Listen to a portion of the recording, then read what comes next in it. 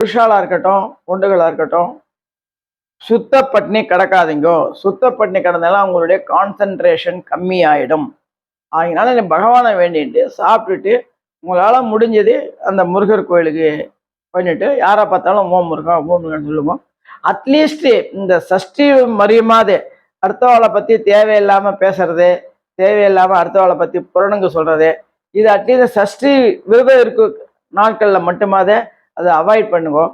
அப்போ முருகர் என்ன பண்ணுவார்? இப்போ நம்மளே நினச்சிட்டு இருக்கா, நம்மளே தான் பின்னாடி நடந்துட்டு இருக்கான், இவனுக்கு தான் நல்லது பண்ணணும்னு தோணும்.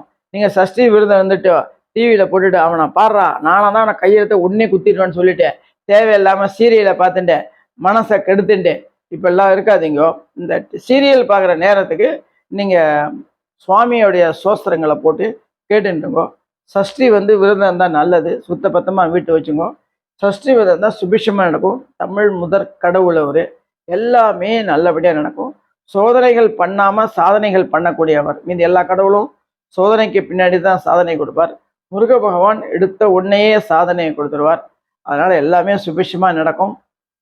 தென்னாடுடைய சிவனையை போற்றி, எந்நாட்டுக்கு இறைவா போற்றி, தில்லையம்பலம் திருச்சிற்றம்பலம், வெற்றிவேல் முருகனுக்கு அரோகரா.